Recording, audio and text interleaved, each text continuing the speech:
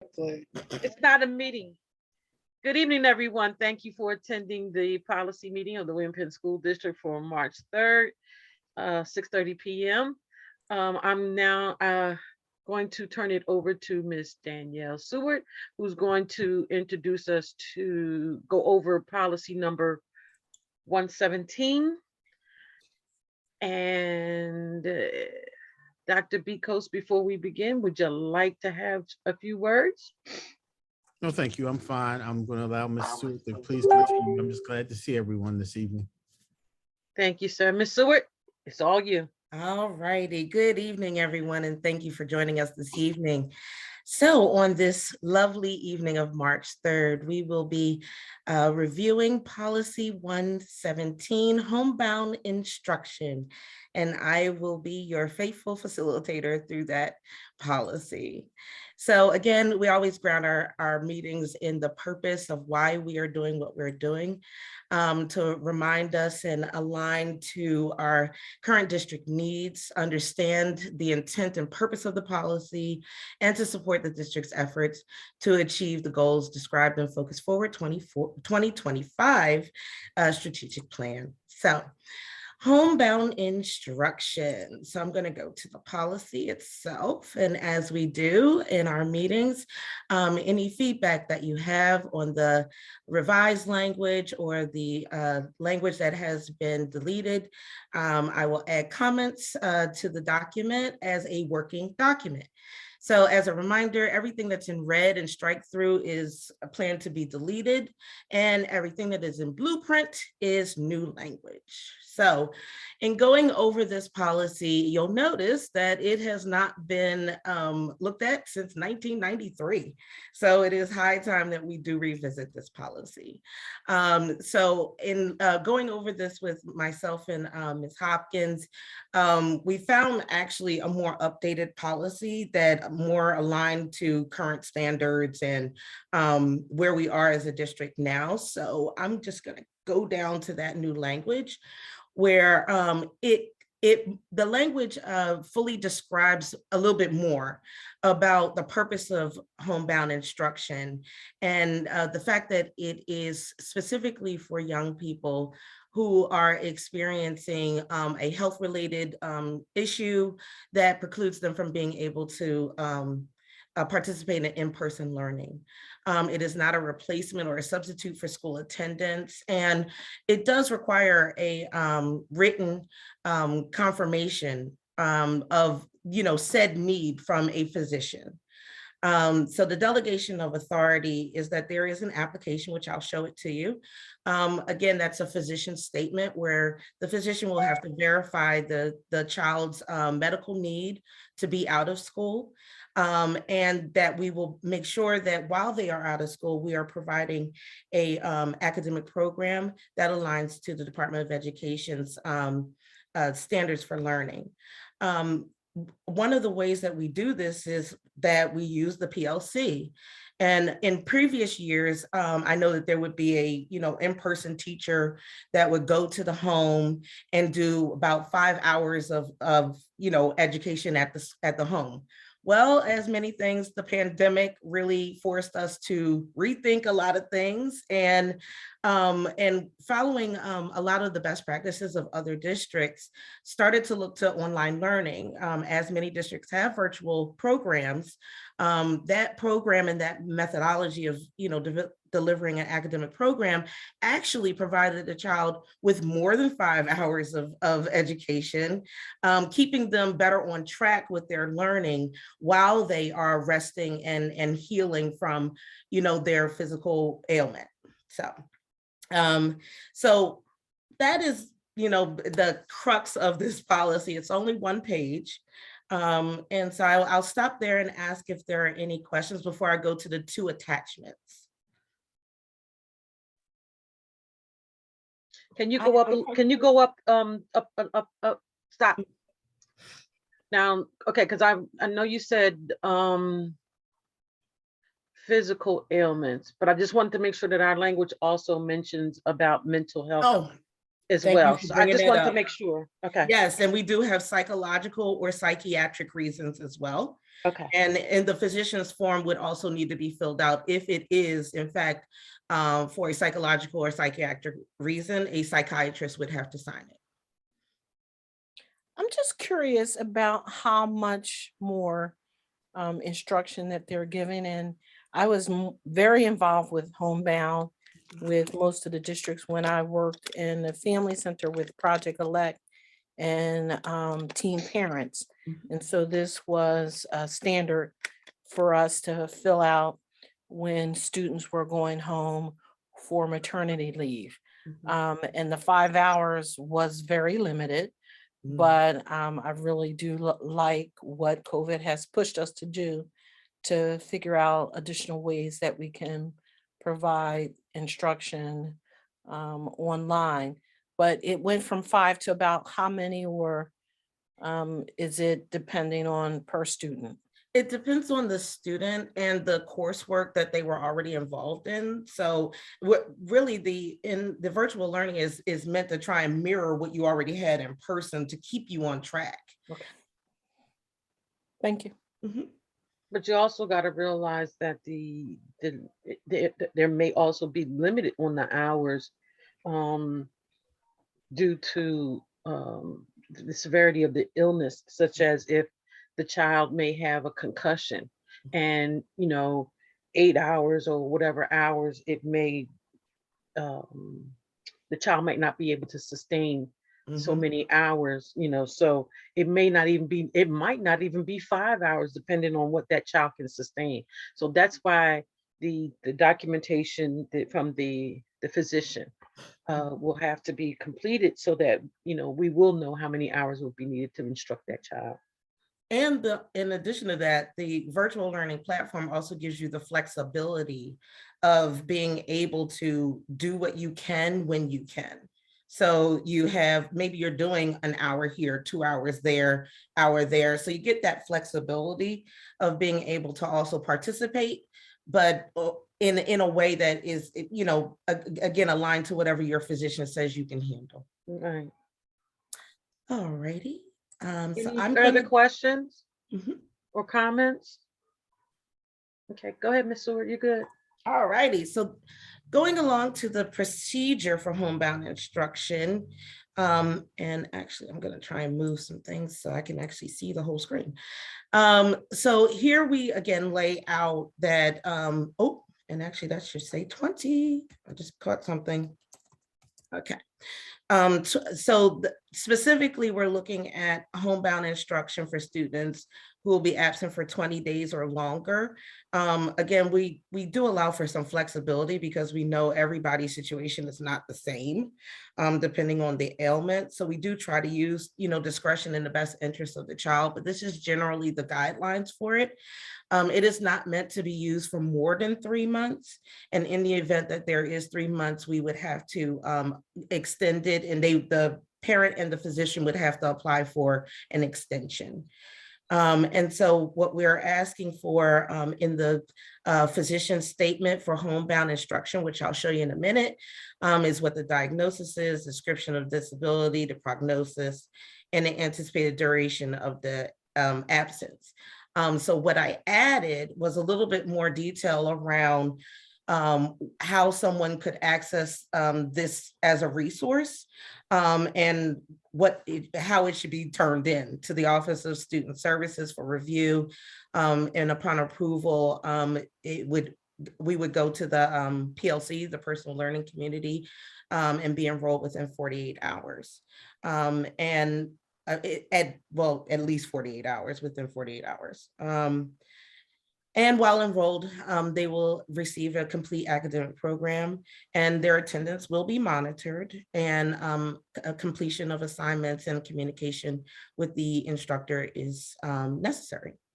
And that the grades and credits earned at the PLC will be included in the child's official academic record and count toward promotion and graduation. And then in our previous procedure, we did talk about non-public school students who are actually eligible for this as well. that they may request homebound through their host district, which would be us. So I just switched the language so that they're submitting their request to the Office of Student Services in addition with the physician statement. And because we need them to be a district student in order to be in the PLC, we're letting them know up front that they would have to register as a student in order to go into the PLC, and that they must follow the requests and documentation. So is there any questions about that? Danielle, so if this student is a charter student, I assume that we have some sort of mechanism to stop paying the home district for the education of that student? Good question. That's the one I'm gonna have to ask Mr. Cuff about. I mean, I can't imagine it happens often, Mhm. but you know, certainly we wouldn't want to be paying both ways. Yeah, what's the saying? Double dipping. Mhm. No way.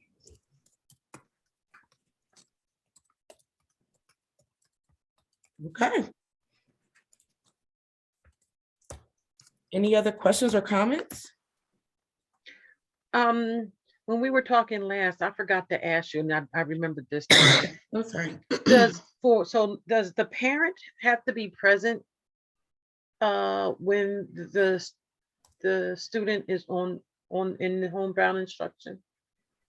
Present meaning like while they're participating in their lessons? Yeah.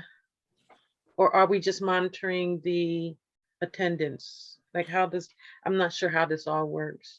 Well, we monitor the attendance by the way they log in and from that perspective. But in terms of does the parent have to be there physically while they're on? Yeah. That I do not know, but I can ask that question. Okay. I'm just curious. Yeah, I don't believe it is a requirement. Yeah. Okay. All our Okay. PLC students would be a very challenging compliance issue. Yeah. I was just wondering. Mhm. Because especially I guess the reason for that question is like I'm really looking for someone who has like a injury of some sort, or who is going through a psychological or psychiatric problem, and if something should trigger them, how would that be handled? I guess that's what I probably really would be asking. And so yeah, I think that's a good question. If they're engaged in the facilitator, the teacher, notices some erratic behavior, I imagine they would reach out to the parent or the family member who's in charge of the child. That's a good question. Okay. Wait a minute, let me add to my comments.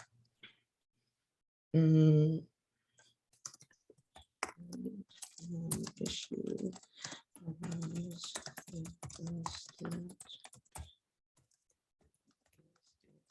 Okay. All righty. Any other questions? All righty. Hearing none, I will. Oops, I don't want to leave the site. I just want to leave this. Oh, okay, I guess I am leaving the site. And now we'll go to the physician statement for homebound. Now, this is actually our form that we already have. So this form is currently in use right now. And you'll see that it, has the demographic information for the child, and, the diagnosis and the description of disability, prognosis. The physician has to answer, these questions here, and then they have to print and I added a signature line. So there was just a print here and no signature. And I felt like, well, anybody could write this thing up anyway, so I would like a signature, address, and a date. And that way, if, we ever called to question the validity or authenticity of the form, we would be able to follow up with the doctor just to verify that, what is said is true and it actually came from that person. And then I just added information here about how they could return it or get it to our office.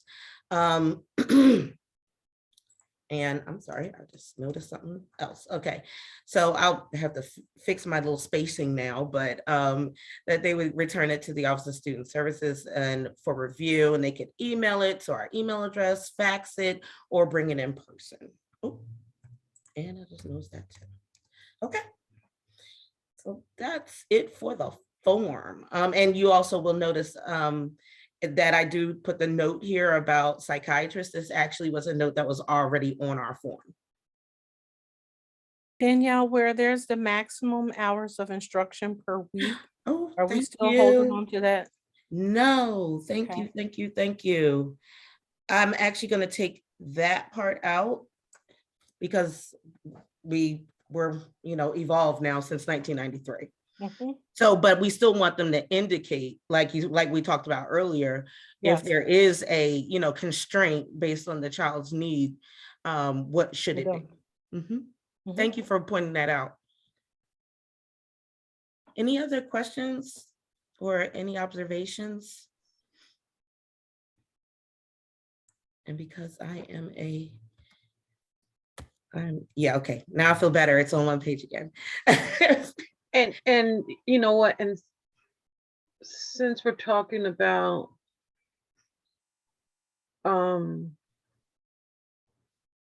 okay, so I think I'm trying to understand what special means, I guess. Do you recommend sitting, reclining, writing special? I'm not sure what that meaning is. Oh, that's So, and I'm thinking again, using accommodation. what kind of accommodation, because or other accommodation, or I don't know, because I'm thinking again, someone with a brain injury would not be able to be recommended to sit for 8 hours. So what would that physician recommend? I like other accommodation. That's actually kind of all encompassing. Right. So I'm gonna write other, I'm gonna make that blue since that's added language. And I'm probably gonna have to take this to the next line, but I'll figure out formatting and spacing. And because I can believe that if there is other accommodation, it would be, a little lengthy. They may give them some space to write in. All righty. Thank you for that observation. Any other observations, suggestions for edits? Oh, let's put a question mark at the end of here. All righty. Okay, well, hearing none, I'm gonna go back to my presentation. Thank you so much for the feedback on that. You really did help to strengthen the documents. So that's all I have for you this evening. And my colleagues are hard at work at policy 103.1 and 104.1, and we'll have those ready for you during the April 7th meeting.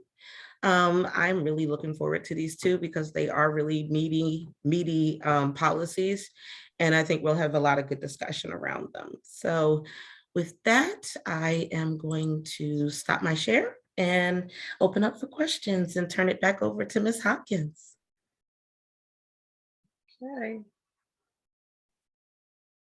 So I'm going to use the word assume. I'm going to assume that everyone realizes that we're not going in order of what we had said that we were going to do. I'm sorry. Oh, you're coughing too, huh? Sorry. And so we felt that we wanted to give the other administrators time to go over their policies, and we have a lot that are really outdated, such as this 117 that we did today. And the language is really outdated language as well. So we want to give the administrators time to really go through it with a fine-tune comb, and to really dig in and make sure that what we're presenting to our community is a sound document. And again, it's according to the language that we use today, and it's also the language that is being used with the strategic plan. So if no one else has any questions, any comments, anything for policy, we'll see you next month. All right. Thank you so much, everybody, for coming Thanks, out. everybody. Good to see everyone. Bye. Good night.